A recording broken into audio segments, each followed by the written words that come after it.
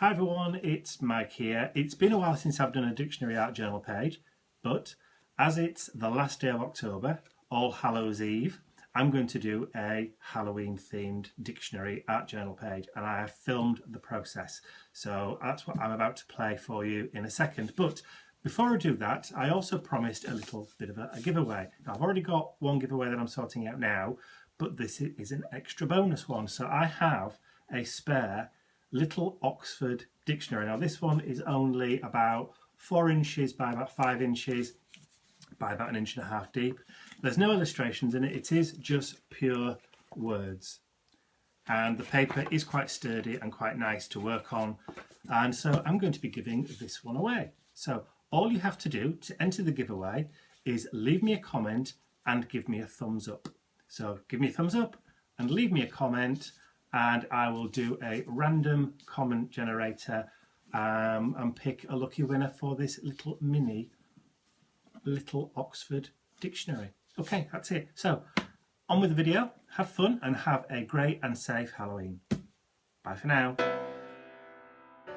So to begin, I found the word Halloween in my dictionary, and because I know I'm going to be putting down lots of colour and lots of ink on these pages, I'm going to, I have taped the pages down to some silicone mats, and as you can see here, I've got my masking fluid from Winsor & Newton in a fine liner bottle, and I'm going to begin by drawing out a spider's web shape or spider's web pattern with the masking fluid on both pages, and then I'm going to allow that to dry naturally over a couple of hours.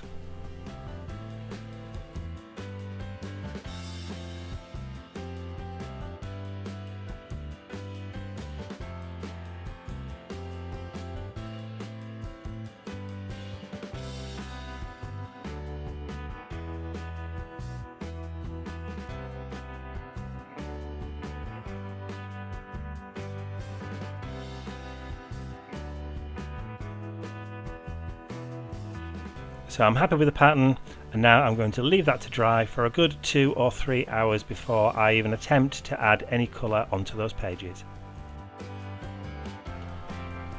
Now that the masking fluid is nice and dry and solid enough to work on, I'm going to start applying some distress inks with one of the circular ink blending tools all over the page. I'm going to begin layering different colours, and as it's Halloween, we're going to begin with spiced marmalade. So with this first colour, I'm going to create a kind of distressed border all the way around the double page spread. I'm going to bring the colour into the centre of the page, but mostly I'm going to do it around the outside to create that spooky kind of distressed, almost fog kind of feel, like an orangey mist from the outside of the pages.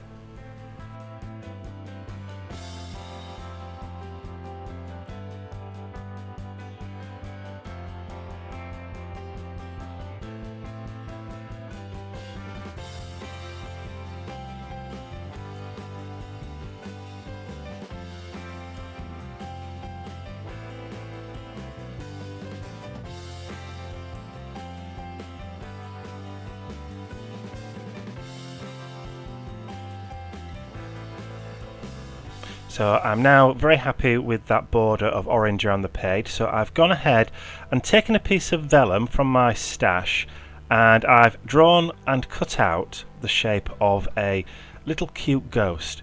I'm going to use black soot distress ink now and just go around the outside of my mask that I've created with the vellum, just to create a kind of dark shadow all the way around, leaving the negative space of the ghosty.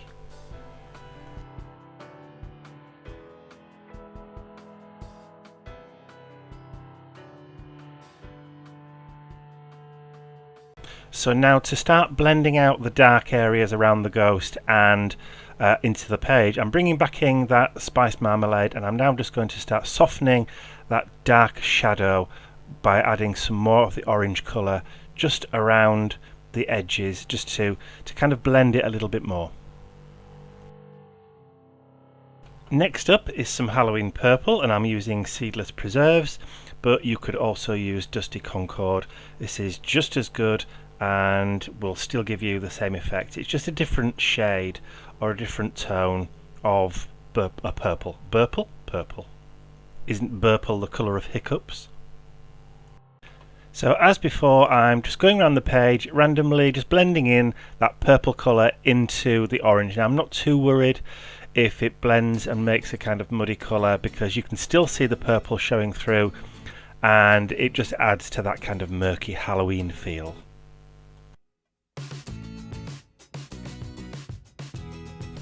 So to complete my triad of Halloween colours, we're going to bring in the Twisted Citron Green.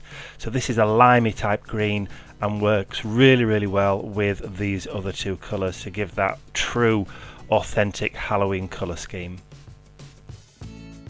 As with the others, I'm just going to randomly add splodges and patches of that green colour around the page, mostly into the middle, but around the borders a little bit, just to balance the colour out. But I'm purposefully leaving the spot on the page where the word Halloween shows through in the dictionary definition.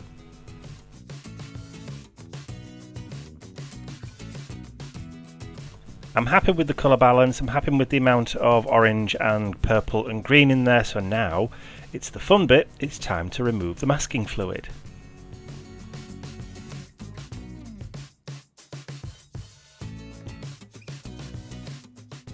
So I'm just using a little bit of a gentle persuasion to remove this rubberized masking fluid. Now bearing in mind that this is a dictionary, the pages are quite thin and flimsy, so I am being a bit careful when I'm removing the masking fluid, just to make sure that I'm not tearing the page, because sometimes the masking fluid will actually sink into the page a little bit, but not a lot. So as long as you pay a little bit of care and attention when taking the masking fluid off, there's no reason why it can't work for you.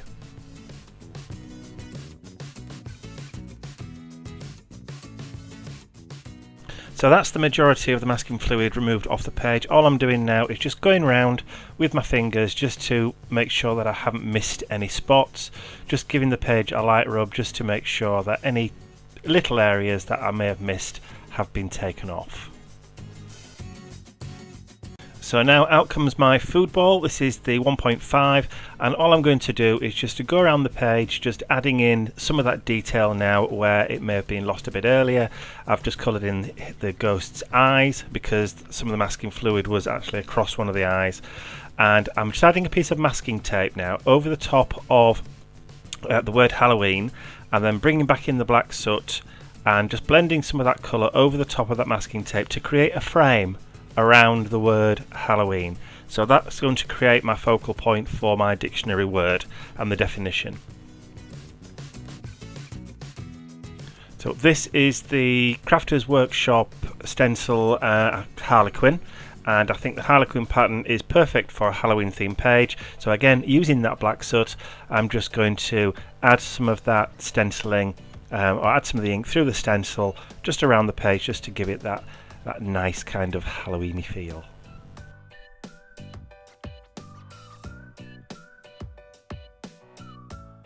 So now once I've finished adding all that stenciling, it's time to adding a little bit more detail. So I'm bringing out my craft glue and some chipboard letters that I have, and these just pop out of a sheet, and I'm going to apply these letters with some just standard craft PVA glue to the page underneath the definition word.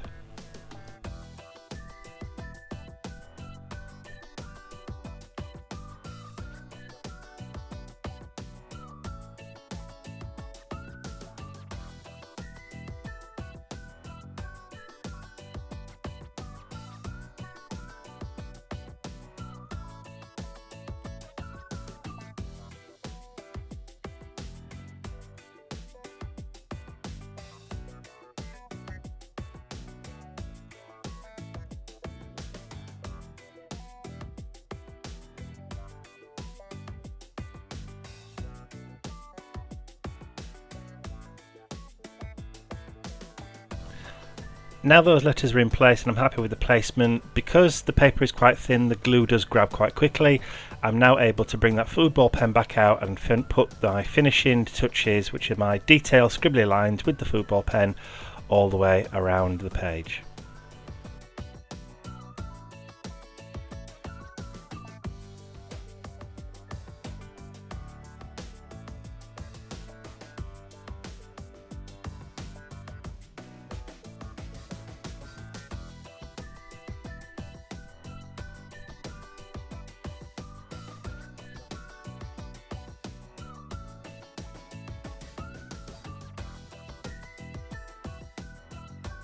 And we're just about complete. The only thing I think now that's missing is to add some white splatters across the page. So I'm going to use my Sharpie poster paper pen for this one, and I'm just going to add some little dots to the go size and then just splatter some little white dots just by shaking the pen over the page across both of the double page spread. So that's just about it, and I'm very, very happy with the outcome of the page.